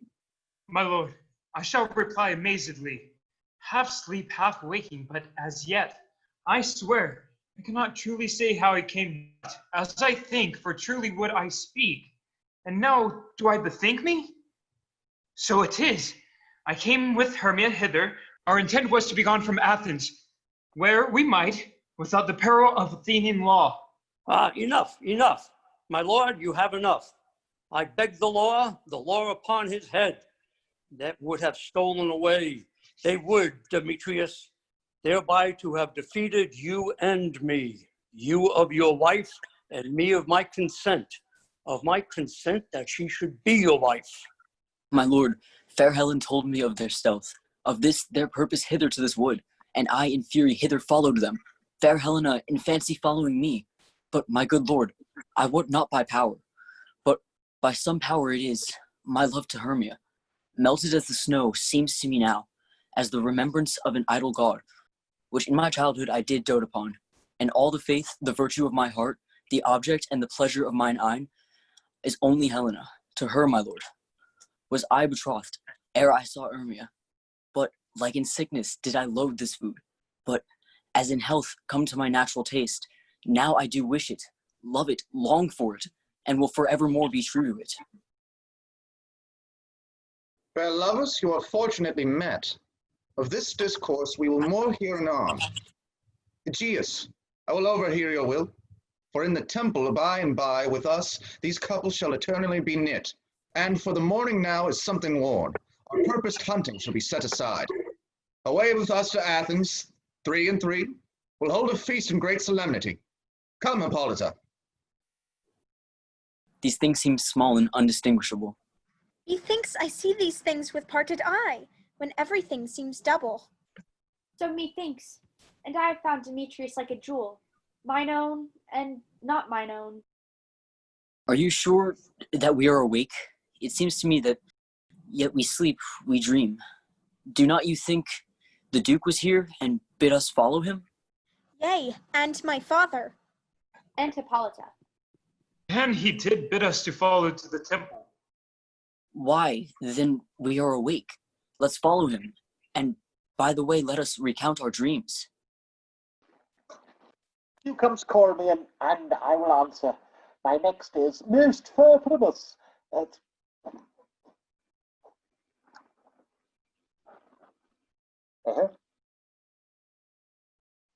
Peter Quince. Fruit the bellows mender. Stout the tinker. Starveling.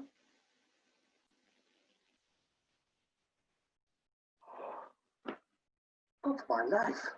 They've stolen hens and left me asleep.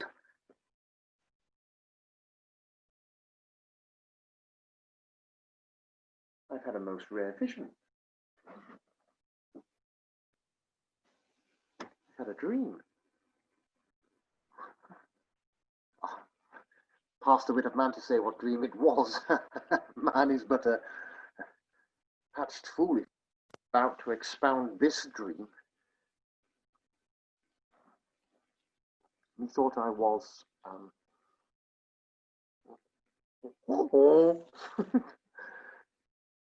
methought I had but no man can say what methought I had. The eye of man hath not heard, the man hath not seen. His hand is not able to taste, nor his tongue to conceive, nor his heart to report what my dream was.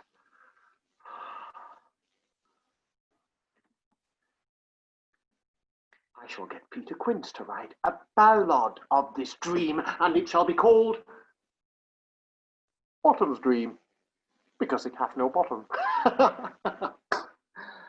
And I shall sing it at the latter end of our play before the Duke. Peradventure, to make it the more gracious, I shall sing it at her death. Have you sent to Bottom's house? Is he come yet? He cannot be heard of. Out of doubt, he is transported. If he come not, then the play is mired. It goes not forward, doth it?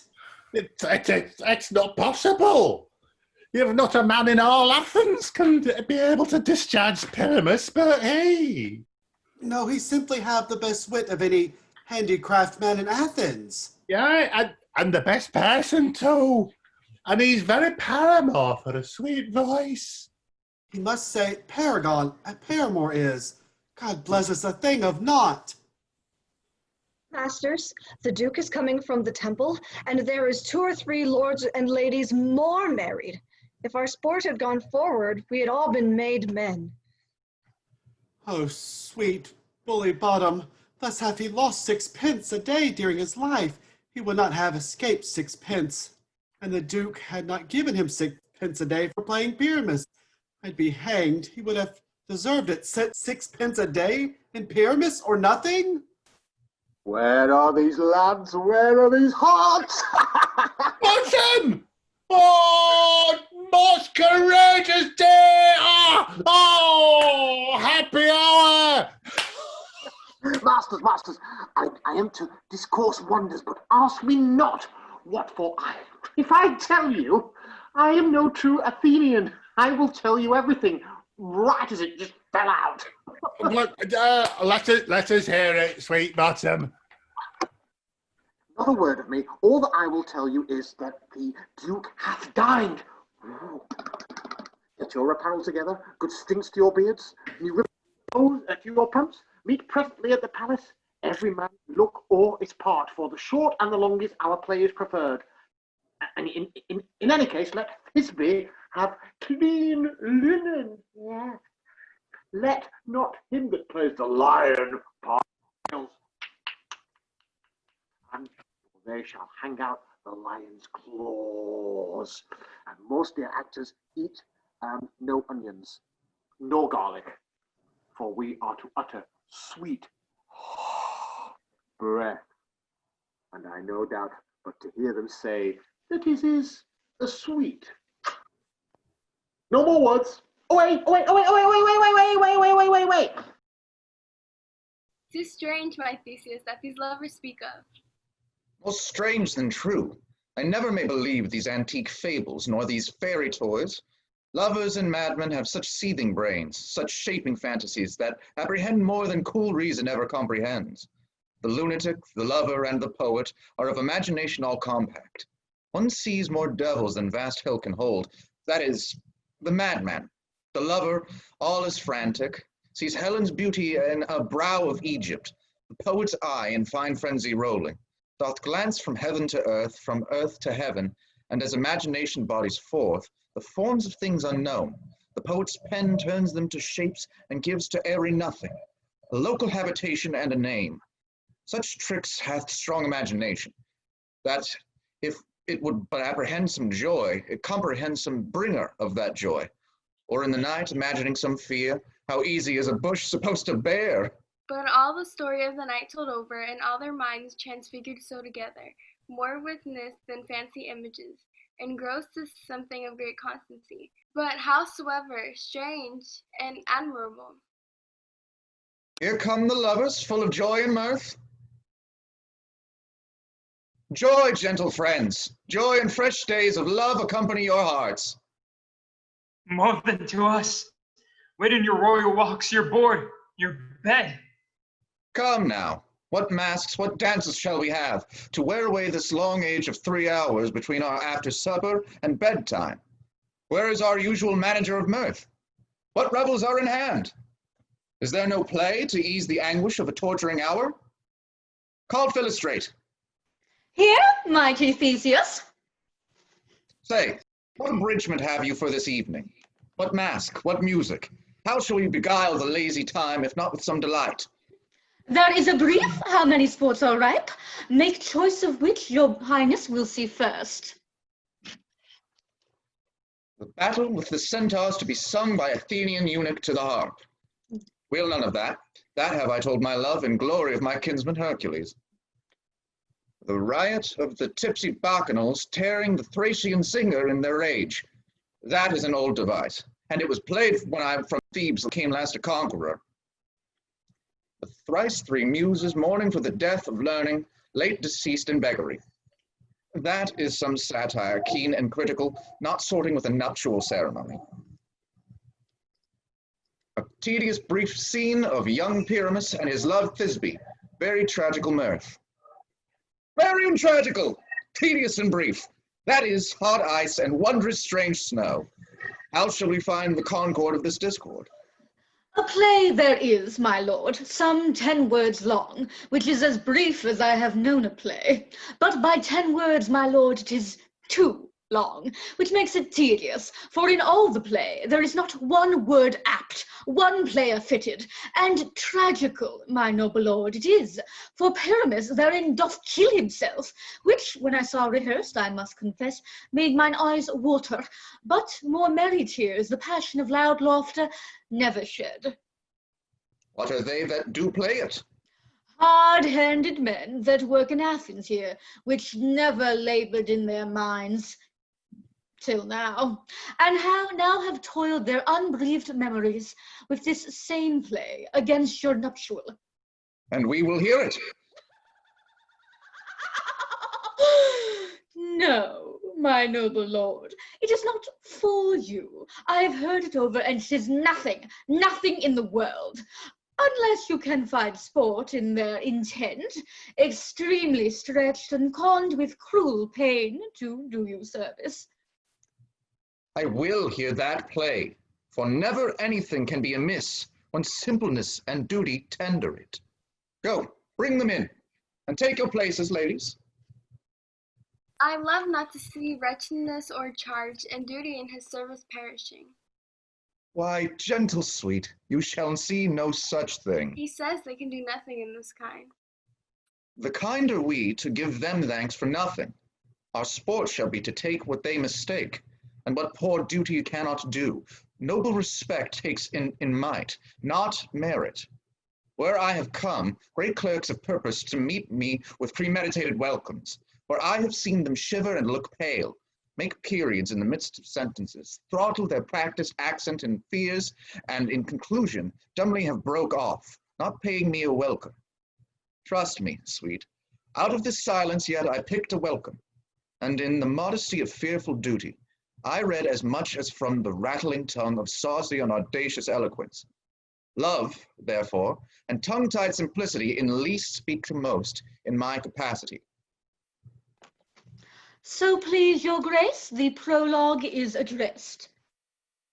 Let him approach.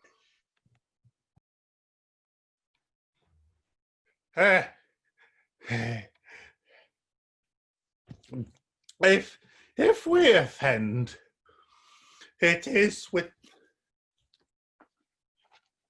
with our goodwill that you should think we come not to offend, but with goodwill to show our simple skill that is the true beginning of our end. I consider then we come but in despite. We do not come as minding to contest you. Our true intent is all for your delight. We are not here that you should here repent you. The actors are at hand, and by their show you shall know all you are like to know. This fellow doth not stand upon points. He hath read his prologue like a rough colt. He knows not to stop. A good moral, my lord. It is not enough to speak, but to speak true. Indeed, he hath played on his prologue like a child, on a recorder, a sound, but not in government. His speech was like a tangled chain, nothing impaired, but all disordered. Who was next? Gentlers, perchance you wonder at this show, but wonder on, till truth make all things plain. This man is Pyramus, if you would know. This beauteous lady, Thisbe, is certain. This man, with lime and rough cast, doth present Wall, that vile Wall, which did these lovers sunder. And though through Wall's chink, poor souls, they are content to whisper. At the which let no man wonder. This man, with lanthorn, dog, and bush of thorn, presenteth moonshine. For if you will know, by moonshine did these lovers think no scorn to meet at Nina's tomb. There to woo. This grisly beast, which Lion, hight by name, did scare away, or rather did affright, and as she fled, her mantle she did fall, which Lion, vile with bloody mouth, did stain. Anon comes Pyramus, sweet youth, and, tall, and finds his trusty Thisbe's mantle slain. Whereat, with bloody blameful blade, he bravely broached his boiling bloody breast, and Thisbe, tarrying in mulberry shade, his dagger drew, and died. For all the rest, let Lion, moonshine, Wall, and lovers twain at large discuss, while here they do remain. I wonder if the lion be to speak. No wonder, my lord. One lion may when many asses do.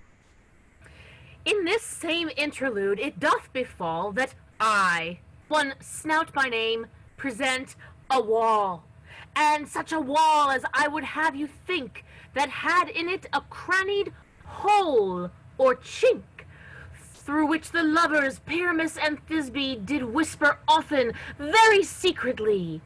This loam, this rough cast, and this stone doth show that I am that same wall. The truth is so. And this the cranny is, right and sinister, through which the fearful lovers are to whisper. Would you desire lime and hair to speak better? It is the wittiest partition that I've ever heard discourse, my lord. Pyramus draws near the wall. Silence! Oh, look, night. Oh, night, with view so black. Oh, night, whichever art, when day is not. Oh, night, alack, alack, I fear my Thisbe's promises forgot. And thou, O war, O sweet, O lovely war, that standest between her father's ground and mine, thou war, O war, sweet and lovely war, show me thy cheek to blink through with mine eye. Thanks, courteous war, Joshi well for this.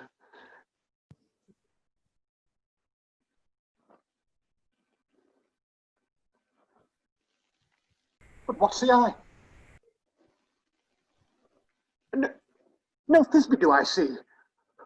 Oh, wicked war, thou whom I see no bliss, cursed be thy stones for thus deceiving me. The wall, methinks, being sensible, should curse again. No, in truth, sir, no, he should not. Deceiving me is Thisbe's cue. She's to enter now, and I'm to spy her through the wall. Sorry, you shall see, it will fall as pat as I told you. Oh, yonder she comes. O wall, full often hast thou heard my moans of parting my fair Pyramus and me. My chair lips have often kissed thy stones with lime and hair knit up in thee. I see a voice. Now will I to the chink to spy, and I hear my Thisbe's face. Thisbe! My love, thou art my love, I think. Oh, think what thou wilt. I am thy lover's grace, and like Lomanda I am trusty still. And I like Helen, till the fates me kill. Not Shaffius to Procreus was so true. As Shaffius to Procreus, I to you. Oh, kiss me through the hall of this vile wall. Kiss the wall's hole, not your lips at all. Would thou meet me at Ninny's tomb? Meet me straightway. Tread life, tread death, I come without delay. Thus have I, wall, my part discharged so, and being done, thus wall away doth go. Now is the mural down between the two neighbors. No remedy, my lord, when walls are so willful to hear without warning. This is the silliest stuff that ever I heard. The best in this kind are but shadows, and the worst are no worse if imagination amend them. It must be your imagination then, and not theirs. If we imagine no worse of them than they of themselves, they may pass for excellent men. Look, here come two noble beasts in, a man and a lion. You, ladies, you whose gentle hearts do fear the smallest monstrous mouse that creeps on floor, may now perchance to both quake and tremble here, when lion, rough in wildest rage, doth roar. Then know that I, one snug the joiner, am a lion fell, nor else no lion stand. For if I should, as lion, come in strife into this place, 'twere pity on my life. A very gentle beast, of a good conscience. The very best at a beast, my lord, that I ever saw. This lion is very fox for his valor. True, and a goose for his discretion. Not so, my lord, for his valor cannot carry his discretion, and the fox carries the goose. His discretion, I am sure, cannot carry his valor, and the goose carries not the fox. It is well. Leave it to his discretion, and let us listen to the moon. This lanthorn doth the horned moon present. He should have worn the horns on his head. He is no crescent, and his horns are invisible within the circumference. This lanthorn doth the horned moon present. Myself, the man, in the moon do seem to be. This is the greatest error of all the rest. The man should be put into the lanthorn. How else is he the man of the moon? He dares not to come there for the candle, for you see, it is already in snuff. I am aware of this moon. Would he change? It appears by his small light of discretion that he is in the wane, but yet in courtesy, in all reason, we must stay the time. Proceed, moon. All I have to say is to tell you that the lanthorn is the moon. I, the man, in the moon. Thus, the thorn bush is my thorn bush, and this dog is my dog. Why, all these should be in lanthorns, for all these are in the moon. But silence, here comes Thisbe. This is old Vinny's tomb. Where is my love? Well roared, lion. Okay. Well run, Thisbe. Well shown, moon. Truly, the moon shines with a good grace. Well moused, lion. So the lion vanished. And then came Pyramus. Sweet moon, I thank thee for thy sunny beams.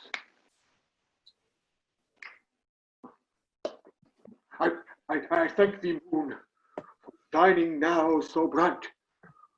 By thy gracious, golden, glittering gleams, I trust to take the truest of Thisbe's sight. But stay, O spite. But mark, poor knight, what dreadful dole is here. Eyes, do you see? How can it be?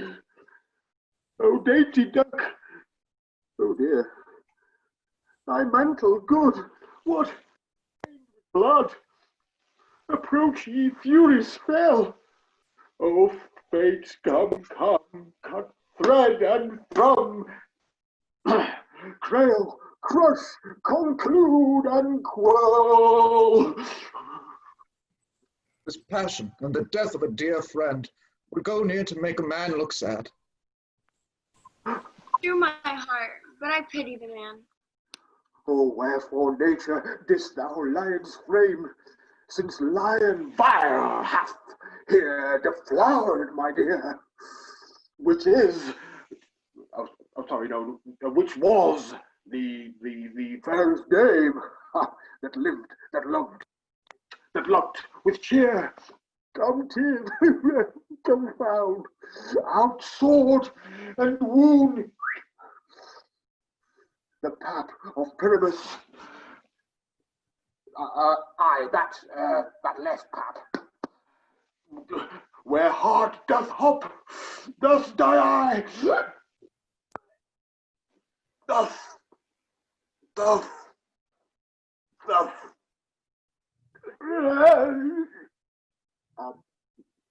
Now I am dead. Now I am fled. My soul is in the sky. Tongue, loose thy light.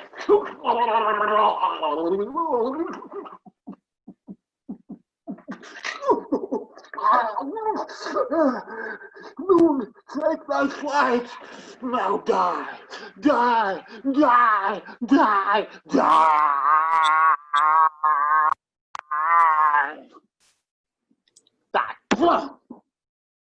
No die, but an ace for him, for he is but one. Thus said an ace, man, for he is dead, he is nothing.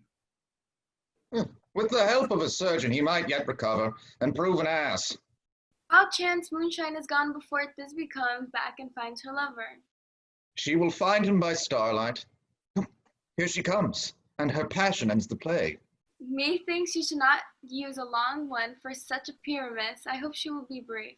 A mote will turn the balance, which Pyramus, which Thisbe, is the better. He for a man, God warn us. She for a woman, God bless us. She hath spied him already, and with those sweet eyes. And thus she means videlicet. Asleep, my love? What, dead, my dove? O Pyramus, rise! Speak, speak, quite dumb?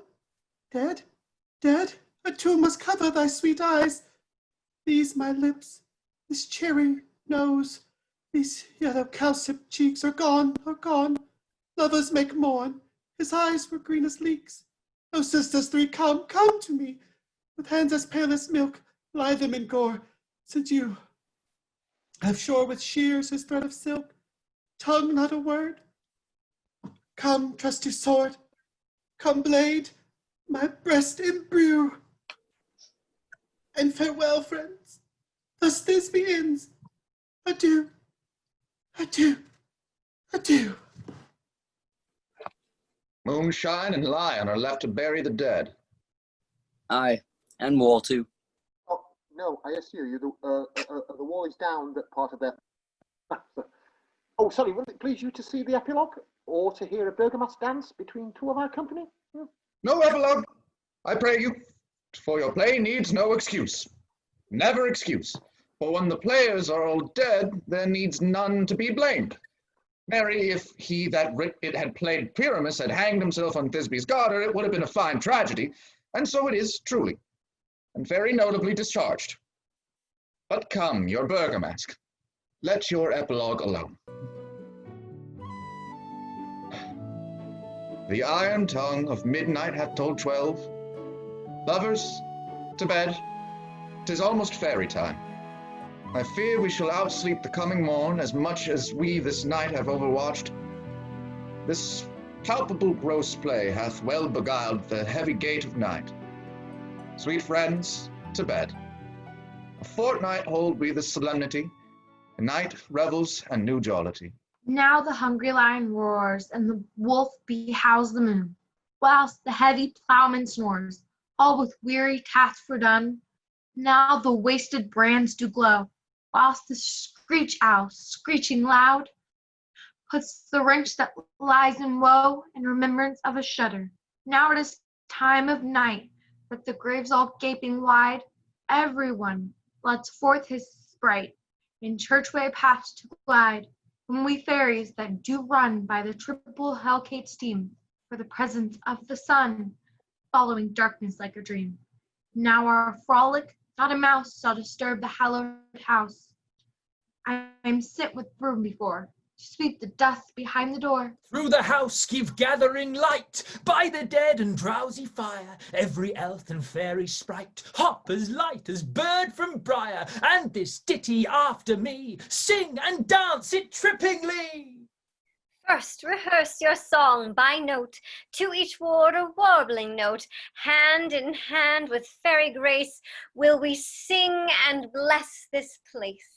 Now until the break of day, through the house each fairy stray, to the best bride bed will be, which by us shall blessed be. And the issue there create, ever shall be fortunate. So shall all the couples three, ever true in loving be. And the blots of nature's hand shall not in their issue stand, never mole, hair, lip, nor scar, nor mark prodigious, such as are despised in nativity, shall upon their children be. With this field you consecrate, every fairy take his gate, and each several chamber bless, through this palace with sweet peace, and the owner of it blessed, ever shall in safety rest. Trip away, make no stay, meet me all till break of day. If we shadows have offended, think but this, and all is mended, that you have but slumbered here while these visions did appear. And this weak and idle theme, no more yielding but a dream. Gentles, do not reprehend, ye pardon, we will mend. And, as I am an honest Puck, if we have unearned luck now to escape the serpent's tongue, We will make amends ere long, else the puck a liar call. So good night unto you all. Give me your hands if we be friends, Robin shall restore amends.